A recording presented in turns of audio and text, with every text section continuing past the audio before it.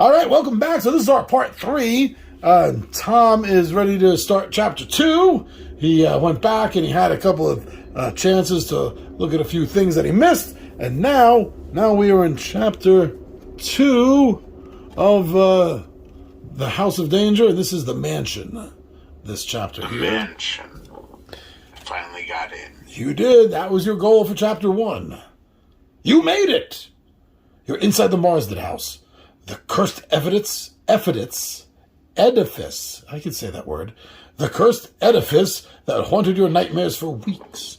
You trek through the mansion's grounds. Your trek through the mansion grounds has left you with far more questions than answers, to the point where you have to wonder if the smart move would be just to turn around right now and well, forget about you ever being here in this infernal place. But you're no quitter, though. I'm not a quitter. No, you're an aspiring detective and psychic investigator. All right, you don't give up on cases until you find out why a spooky futuristic mansion that you've never seen before has somehow found its way into your dreams and nightmares. And why you got a call from the house this morning? That was weird. You're standing in the grand foyer. Its modern decor is elegant in its minimalism. Suddenly, a man in a delivery uniform bursts through a set of tall double doors screaming, "Help! Help! They're after me!" The man cries. He rushes towards you, but suddenly drops to the ground as if he had been hit by an invisible hammer. You dash to his side, and you hear his breath coming in short gasps, the sound almost like sobs. He gives a terrible shriek and lies still.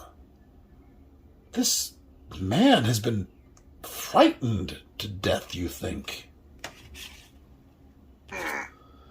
Card number 31. That's the next card in line. Just then he inhales sharply, jumps to his feet, and bolts past you and out of the house. You breathe a deep sigh of relief. So, not quite to death. Something falls from his clothing as he makes his exit, and it hits the floor, tinkling. You kneel down to inspect the object and discover that it's a small dart. The kind that might have come from a blowgun. Whatever this man was afraid of, his fear seems to have been justified. Just how dangerous is this house? As your thoughts swirl, a loud buzzing noise erupts from somewhere beneath your feet, shaking the floor. The noise is so loud that it drowns out the gathering storm outside. Just as quickly as it came, the noise stops. It sure sounds like something weird is happening beneath the manor. You're willing to bet that whatever is happening in this place, the answers that await you are down there. Draw clue number 57 to discover your goal for Chapter 2. Chapter 2 goal. Card number 57. 57. Find access to the basement. Tom, that is your goal. You have to find access to the basement. To the basement. Okay. So anything that leads down is where I need to go. You don't see any way to the lower level from the foyer. Rather, a sweeping stairway leads upstairs. While the double doors that the frightened man ran through head off to your right, and a smaller door, slightly ajar, leads to the opposite direction. There's a picture of the dart, too, by the way. He drops. Nice. So, yes, your 3 choices then are the stairs going up to the second level, through the double doors that this guy came out of, or through the smaller door. The slightly ajarness of this third door makes me think it's the one for my premonition. So I'm going to go and do that. Yes. I'm going to do that. So that is story card number 42. Whoops. 42. And here we go. Here we go. Ho, ho, ho. Here we go. You enter a parlor, which is decorated in a more old-fashioned way than what you've seen in this house so far. Rich cherrywood paneling covers the walls, and dozens of exotic animal heads are mounted there. Some Marsden ancestor was quite fond of hunting. or very least taxidermy. Each of the trophies features the same expression, fangs bared and savage eyes that make the animal look ready to leap from the wall and pounce on you. The effect is quite unsettling. But you also sense that there might be something hidden, something hiding. There are two ways out of here, an open passage that leads to an adjacent library brimming with books, and a tightly spiraled iron staircase going up.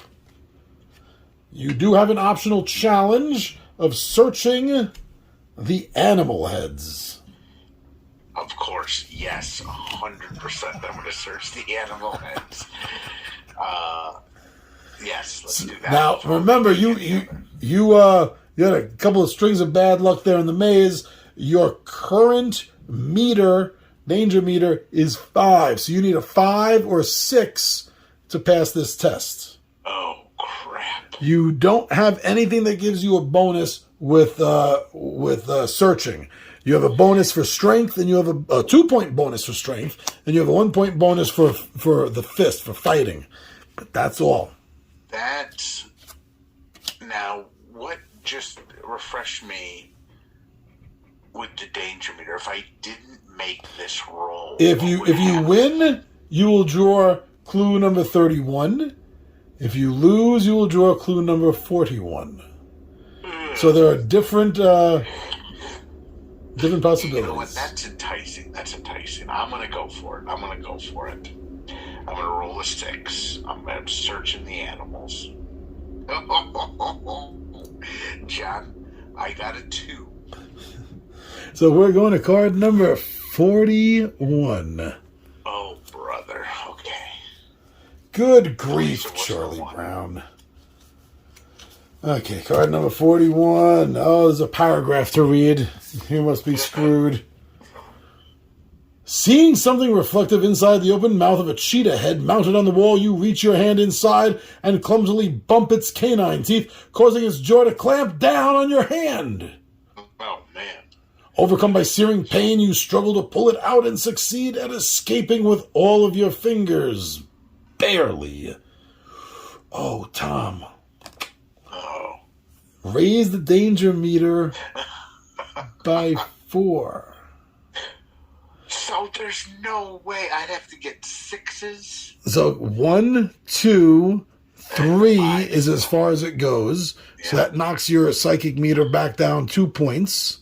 Okay. That's the top level of level 1. One more psychic point and you're back to 2. But that also means your danger level goes back to the top level of 3. So right now, you have a 3 or better to make on rolls, but going up the next point, it's 4, 4, 4, 5, 5, 5, 6. Gotcha. And finish story card number 42. So you can head to the library or you can climb the staircase. You know, it just seems like the perfect twisted logic that you have to go up to go down, right?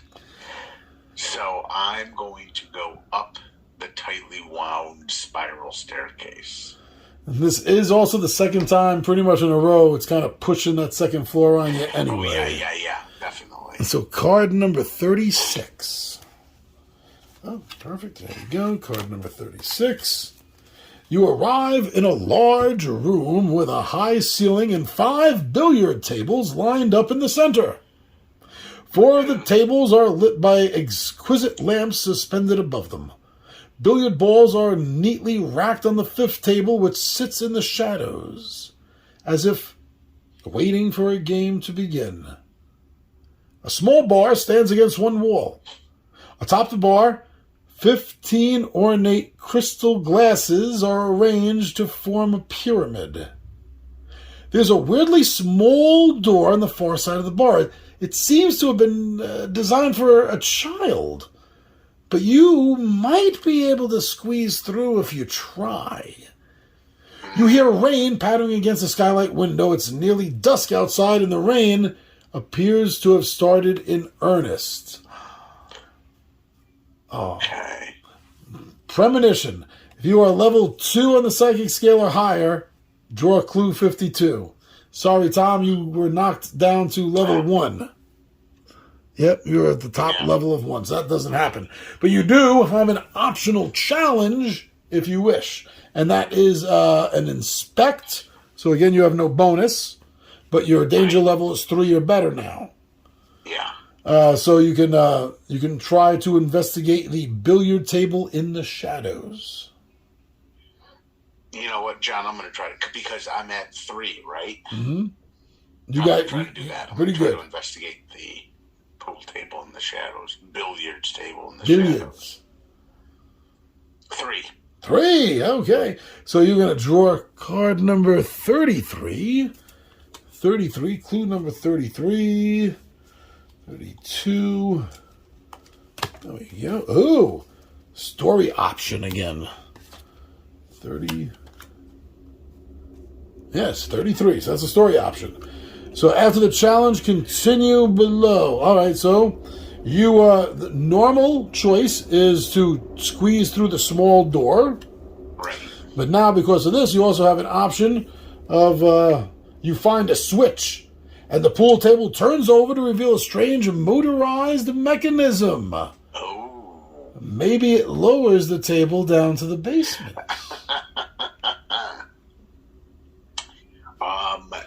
So that is your choice. You can go through the tiny, tiny door, or you can flip the switch. They're both enticing. They both would lead to some pretty weird places. I'm going to have to go for a ride on the billiard table. So you're going to hop on the table and flip the switch. Yes, exactly. So that is story card number 52. Story card. Ooh. There we go. It's right here between 51 and 53. It's right where you would expect to find it. You climb onto the table and wait to descend. Something's wrong. You begin to go up instead of down. You rise rapidly and crash through the skylight. Glass shatters all around you. The lift keeps going up until you're almost 2 full stories above the house. The rain is falling so heavily that you're quickly soaked. The dark clouds roll on the horizon. They're all around you. You see lightning strike in the distance, and you're filled with horror as you realize that you are now on a towering metal pillar in the middle of a thunderstorm. You're on top of a giant lightning rod. Lightning strikes the hydraulic lift, and you feel a searing flash of heat as millions of volts pulsate through your body. The shock forces you to let go of the pole, and before you hit the ground, you black out. Forever. You know, oh my God, I should have known when the card said maybe it'll take you to the basement. I should have known.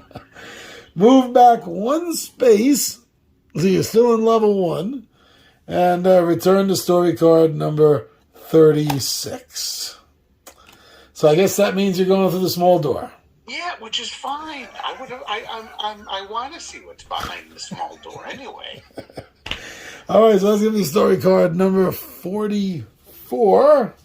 Oh, that's supposed to be lucky. It fell right into my hand, Tom.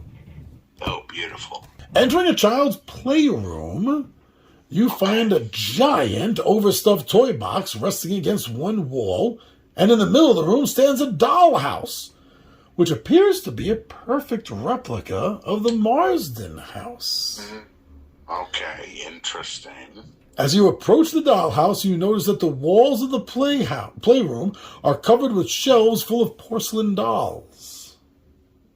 Their eyes peering down at you. It's difficult to break their gaze.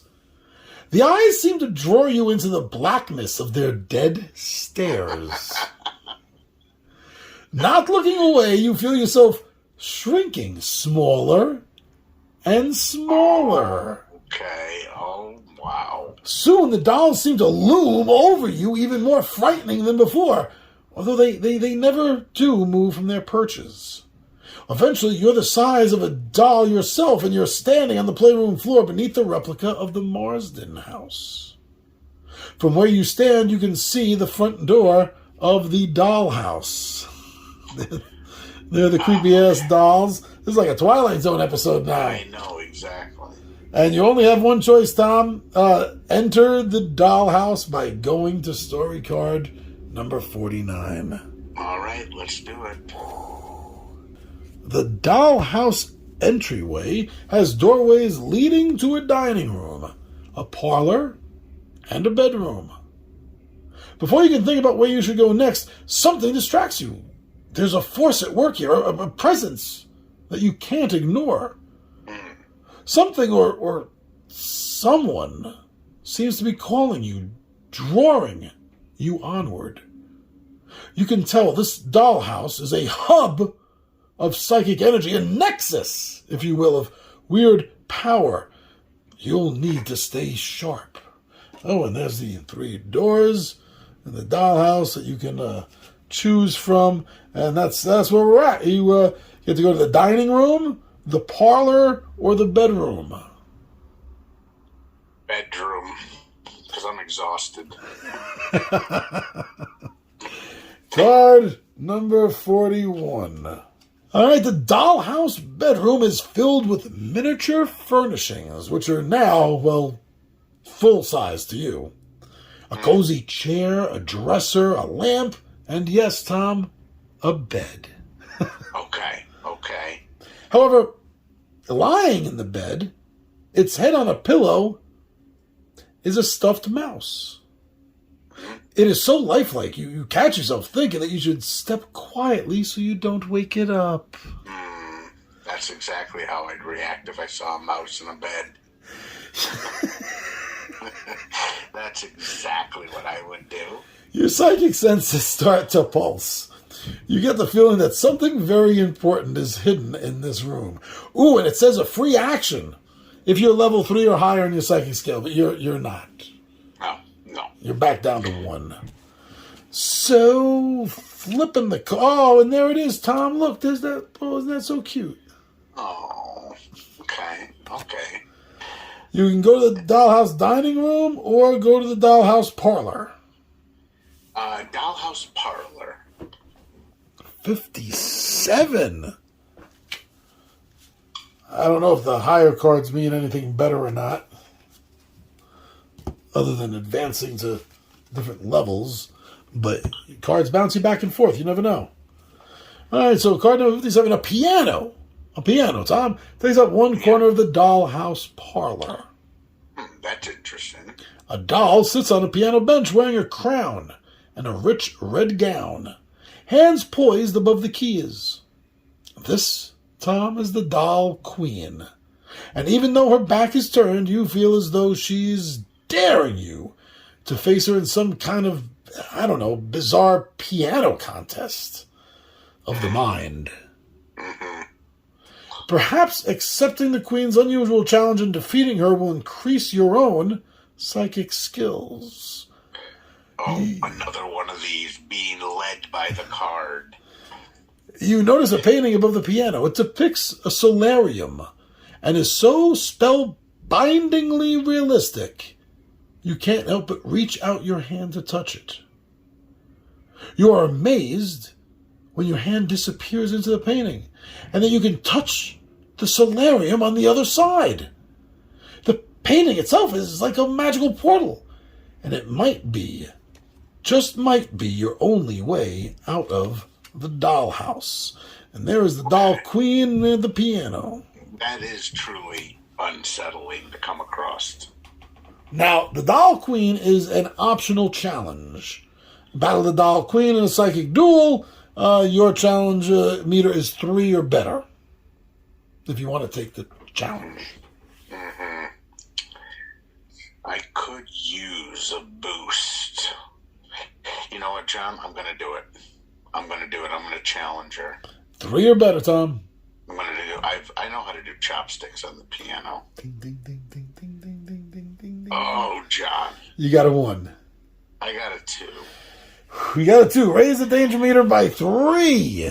1, 2, 3. Okay, Didn't need to happen. you're in the 4 range. It's the top level, but you're in the 4 range. Okay. It says you may try again. You haven't had this before. You may try again. I can try again, huh? 4 or better. I can't I can't turn down that option. So here I go. That's a 50-50 chance. 50-50 chance. 5. 5. Draw clue number 30. Number 29 is at the top. 30. Ooh. The queen's hands don't move, but you hear her incredible piano playing Swirl through the parlor. It's as fast as the wind itself. Now it's your turn. Reaching out to the piano with your brain, you weave notes into an intricate manic waltz, even faster and more beautiful than the queen's. Your music dances through the room. The queen's crown falls to the floor. You've bested her. You've won.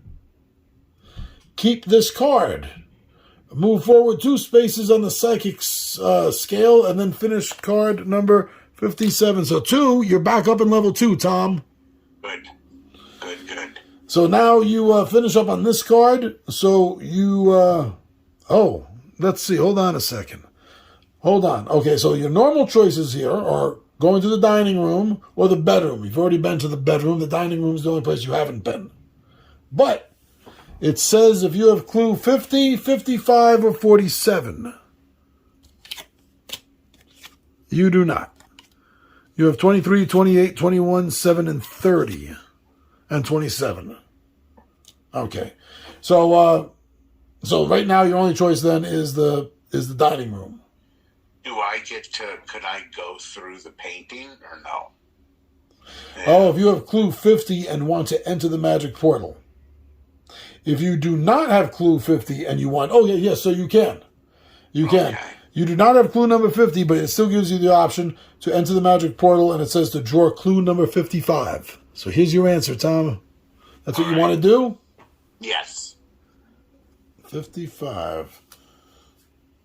Oh. All right. It says you take a deep breath, and you jump into the portal. A pins and needles sensation spreads over your body as you travel the dimensional pathway. When you reach the other side, you're standing in the solarium that you saw in the picture. You've returned to normal size. All right, awesome. And then it says, go to story card number 48. Once you've entered the solarium, you notice how the glass panes are in angular shapes that create a spider web pattern across the ceiling. There are clay pots. Like my dream. Yeah, you noticed that. Okay. Yeah, There are clay pots with exotic plants on every flat surface. Welcome. You hear a female voice. We are so glad you found your way here. An elderly woman in a long black dress and white apron glides into view from behind a wall. She appears to be a housekeeper.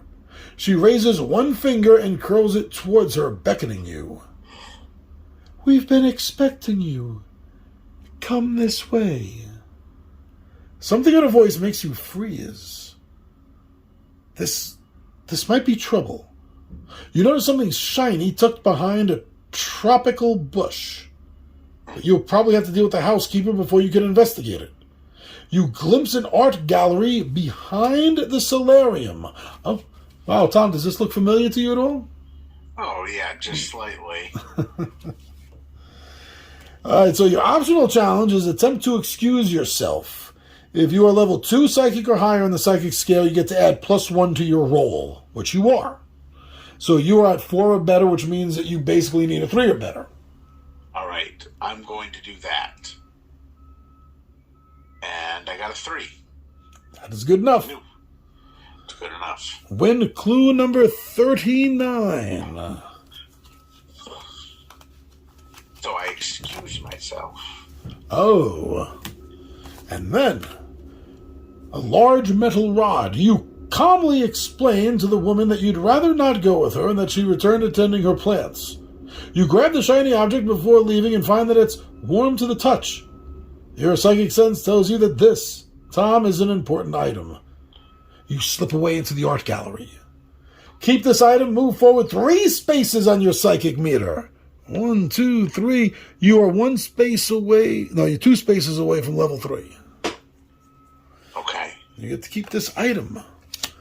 Ooh, and you are now in the art gallery.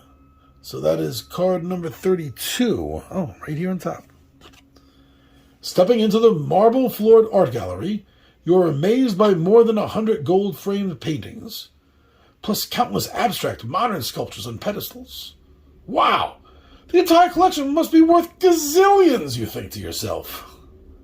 Too bad you've got no time to admire any of it. You're eager to keep moving.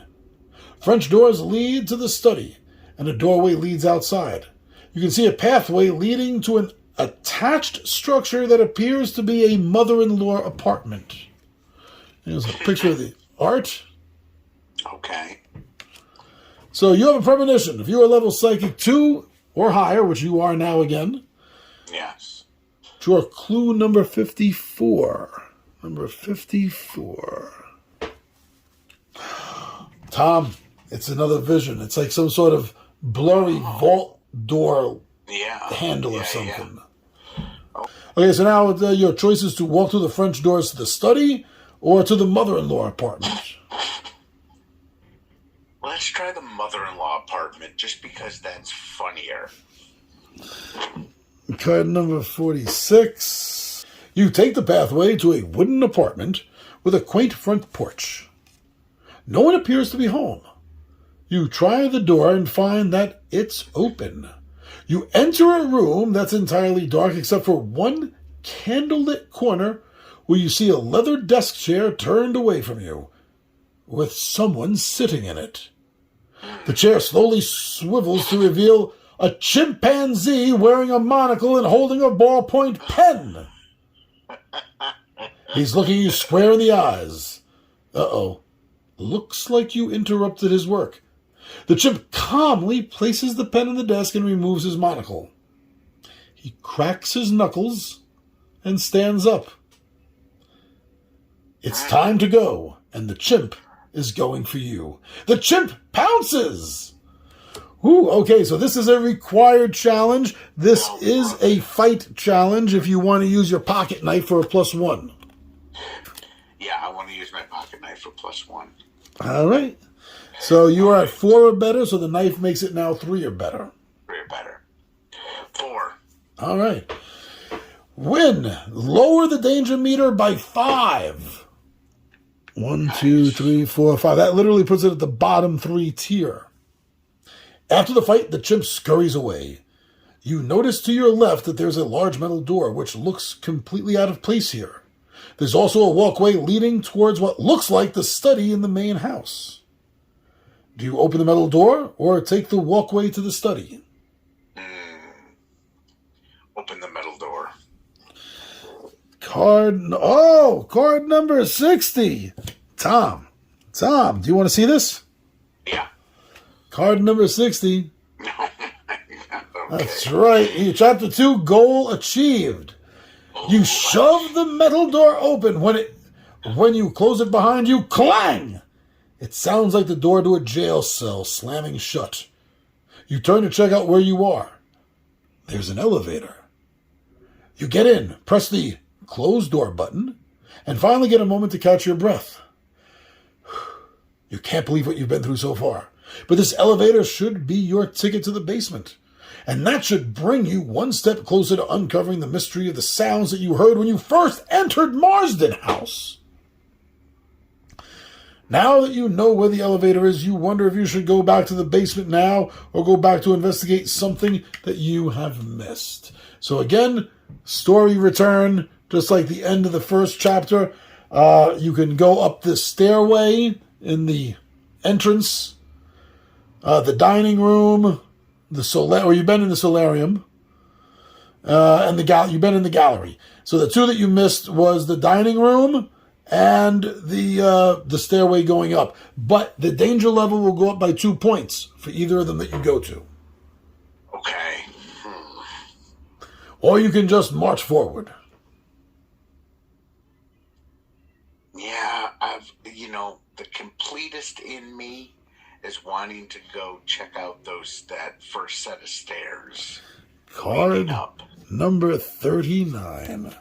The stairway leads up to a long hallway. A violet rug with tasseled edges runs the length of the hall, and strange abstract paintings line the walls. A vase of lilies sits on an ornate side table halfway down the hall, and a gorgeous wooden piece with rich floral engravings are on the front and the sides. Without warning, a ghostly figure comes through a door and heads... Without warning, a ghostly figure comes through a door up ahead of yours to the right. The ghost doesn't acknowledge your presence as he rushes right through a closed door on the other side of the hall. The hallway seems colder when you entered. Should you follow the ghostly figure or inspect the room he came from? Now you have an optional challenge first, to search the ornate table. Now, being level 2 psychic, you're going to get a +1, which means you're going to need 2 or better. I'm going to do it. That's too good. The odds are too good to pass up. All right, hold on here.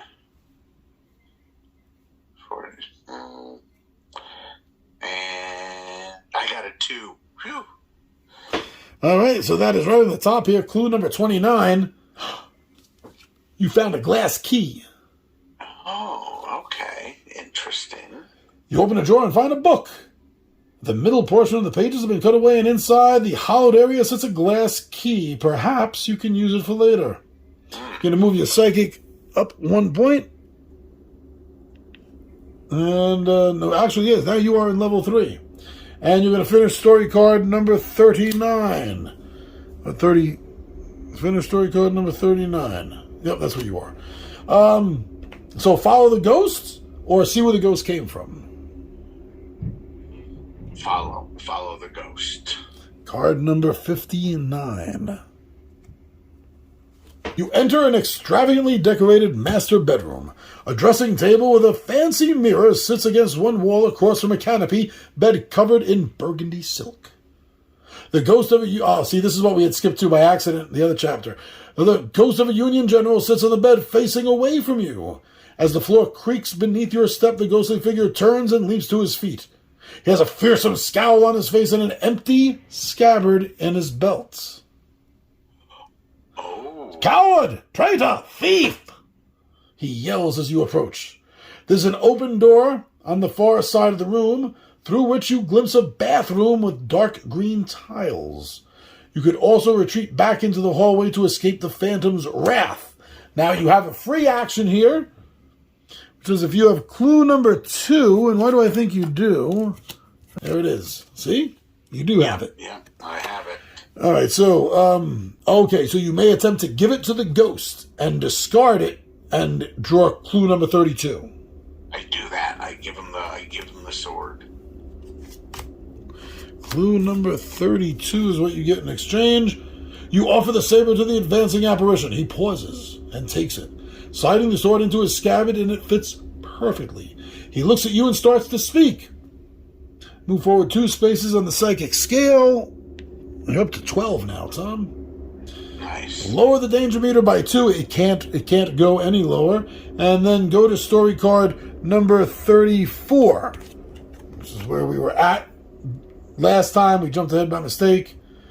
So you've already heard this, but we'll go over it again. I am General Henry Monson of the Union Army, and this state has passed through my family for generations, ever since the first settlers built this town. I regret that I cannot stay long, for though our meeting has invigorated me, I must soon return my presence below. Before I go, however, I will answer any one inquiry you may have. So the inquiry that you had, just to keep things straight last time, was it was my dream. Was your dreams? That was 43 is what you got for that. 43 was, here it is. Wow, it's right here on top. The ghost eyes look green. I would turn back if I were you. The source of those nightmares is something truly frightening indeed. You don't want to tamper with the forces that are far beyond you. You won't fare well. Back to card number 34. And you can return to the hallway or check out the bathroom. And actually, no, this is a mistake that we made before. So now you are back to the